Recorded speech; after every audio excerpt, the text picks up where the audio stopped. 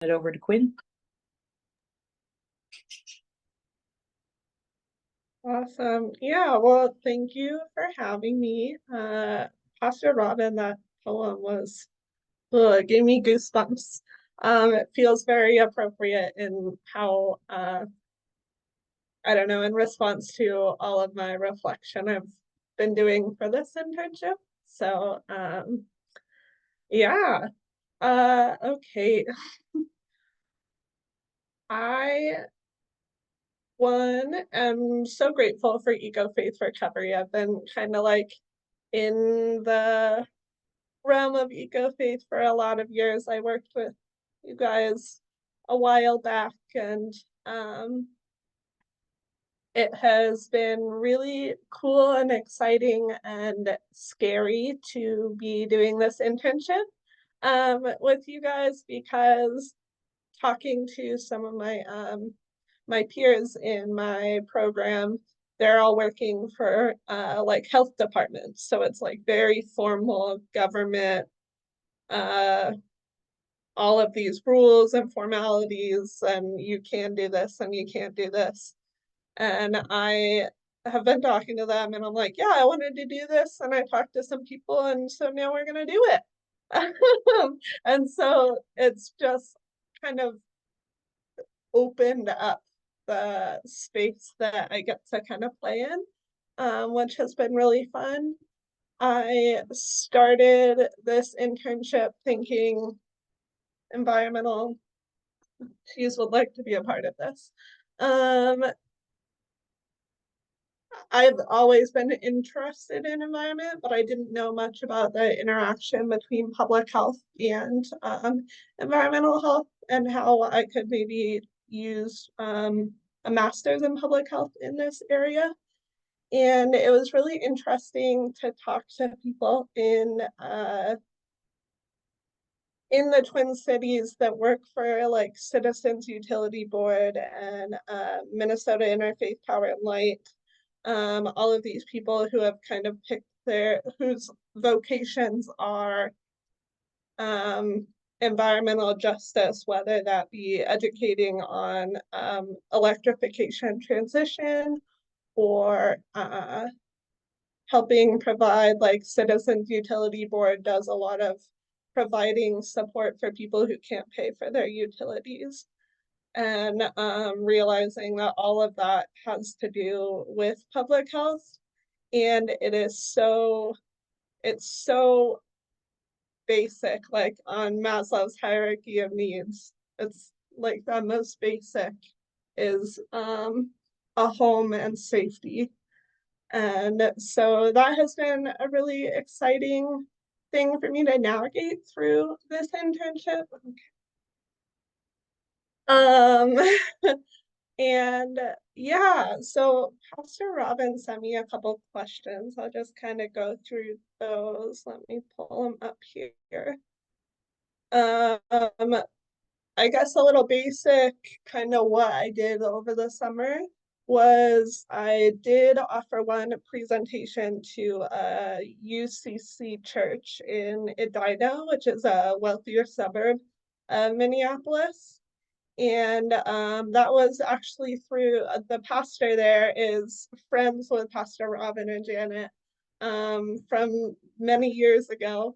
So that was kind of fun to run into him.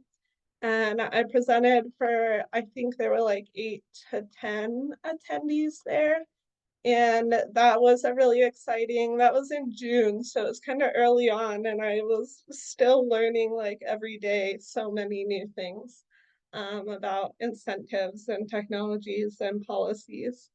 But that presentation was like an hour and a half, and I showed a 30-minute video from one of the Electrify Now webinars that's going on. Scott shared that with me. Scott, you have been invaluable through this whole experience. We've met multiple times, and every time that I got stuck, I would send you an email, and you would just like give me that next step and boost that I needed. Um, But yeah, so I showed a video from Electrify Now that went through the Rewiring America, how to make your electrification plan tool. And that was really helpful. I had a lot of people that expressed interest and said they were going to go home and do it. I saw during the video, Pastor Obi was sitting in front of me going through it on his phone. So um, that was really cool to see how quickly people expressed interest. And then I had Carmen Carruthers, who has also been an incredible support for me. She works for Citizens Utility Board here. I met with her multiple times throughout the summer too, and she came and sat in on the presentation. She fielded a lot of questions in the question and answer portion, and she was a really great moral support and also wealth of knowledge to provide to me and like guide me through the internship. And then another congregation, I had like, it was not at all what I expected, this presentation, but it was really cool. I emailed somebody from a congregation in the Twin Cities. It was First Universalist in Minneapolis. And they had a Zoom meeting that he called me like an hour before, and he was like, hey, this is the format that we're doing. It's just going to be kind of people are going to show up and ask questions. And if you can have information on incentives and tools for renters, that would be great. And so I signed in and I had kind of no idea what I was walking into. But it was, I think, 5 people signed in and they all shared where they were at in the process. So one of them has lived in this house for like a decade, and she's planning on transitioning to an assisted living in the next 5 to 10 years. So she didn't know what kind of investments she was going to make in her home because she was ready to leave. Somebody else lives in a 50 and over housing complex in Uptown, which is a pretty hip area in Minneapolis. Someone else was living, oh gosh, I forget. They all had very different living situations. One of them had done like every step possible to electrify. So she had all of this wealth of experience. Uh, and then someone was like, I just learned about induction stoves. And so it was kind of the whole spectrum, and I got to share the news and information that I got um, and kind of address each of their needs. Uh, but yeah, so we'll go back to the practices that were really, really helpful for me throughout this is developing relationships because one, I mean, working with you guys, Scott and I think Peter, we both had really great conversations in the beginning that kind of like set me off on the path that I needed. And then talking to people, I had like no network at all here in the Twin Cities when I set out for this. And by just kind of cold calling and emailing and sending messages to people that like, hey, this person that I met a long time ago gave me your name. Can we touch base? It created this huge, beautiful network of people and supports in all different walks of life. And that was just really, it was really cool to see how big this network came kind of out of nothing. Just through these deep conversations and hearing about people's vocations. And every time I talked to somebody, they would say, "Oh, have you talked to this person and this person and this person?" So my notebook is just full of like, "Oh, call this person, email this person," just like the margin notes are a ton of different people. So that was really, really incredible, and taught me a lot about the importance and kind of excitement of networking, which is something that I was never particularly excited about in my life.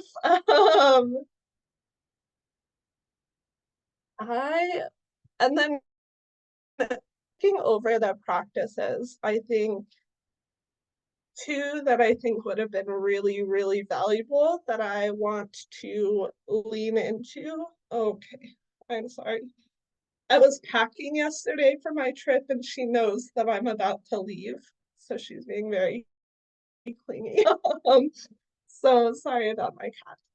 But the practices I want to lean into are reflecting on our actions and restoring balance.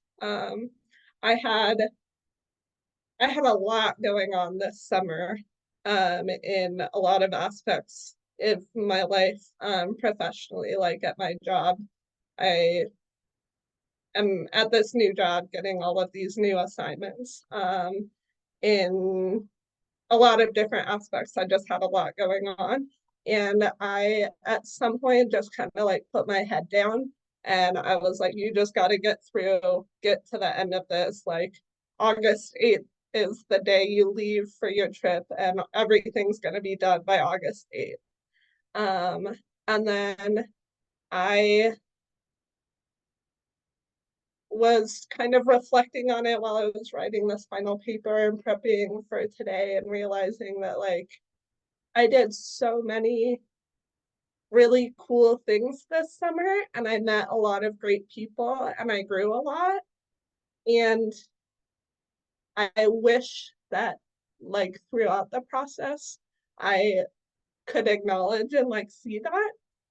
Um, I just got kind of emotional, sorry. But it's yeah, I think I would also feel more comfortable in like the work that I'm doing by seeing the progress that I made like throughout. I did not expect this. Sorry. Um,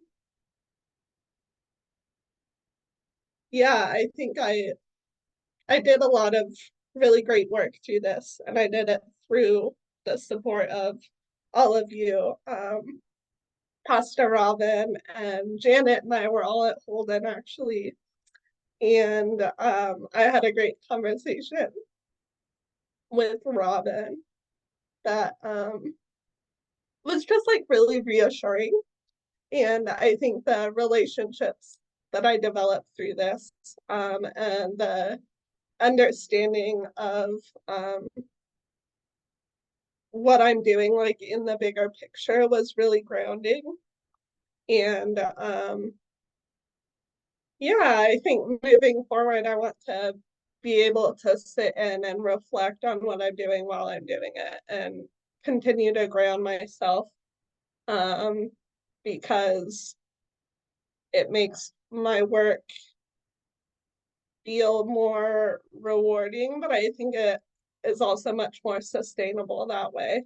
And that's why the practices are designed the way they are, so that we can like continue when things feel kind of futile. And like sticking with it and realizing that we're all in this together and pushing forward. So yeah, moving forward, I am excited to keep working with you guys if you'll have me. The presentation summer have been a great opportunity for growth. I spoke to a lot of congregations that wanted to have me, but they don't do programming over the summer. So they were like, give us a call at the end of August or in September. And I was like, that's awesome. I would love to. And I'm doing this for school. So what about soon? But I have a list of congregations that I'm going to reach out to in the summer. I was asked to speak at a summit. So there's an Eco-Faith Network is one of the organizations that I spoke to that's through the Lutheran Church in Minnesota. A couple of the synods have an Eco-Faith Network, and they have a big summit coming up in October. And they asked me to speak on one of the panels and provide a public health perspective to all of this conversation around environmental justice and electrification efforts. So that's really exciting that I'll get to go and like offer that public health perspective. And I couldn't have done that without all of the work that I've done here with EcoFace. So that's really exciting, and I'm looking forward to scheduling more things into the fall. Staying in touch with other organizations like Interfaith Power and Light and Citizens Utility Board, and seeing kind of like what further partnerships I can work with moving forward. And once I graduate in December, kind of figuring out kind of what my career, where my career is going to take me. So yeah, that is kind of the gist of my internship. I just have so much gratitude for each of you and everybody that has created EcoFaith and the practices. And I had a lot of conversations with people at different points during this process that I didn't realize was exactly what I needed at that exact moment. Scott, like I said, you were incredible. Lee helped me a lot with making things look really pretty. So I really appreciate that, because I'm not a very creative person, but I kind of gave you what I needed and you made the flyers look nice, and you gave me some guidance on my final paper. And yeah, I just have so much gratitude and excitement for what's to come in the future. Thank you, Quinn. What a beautiful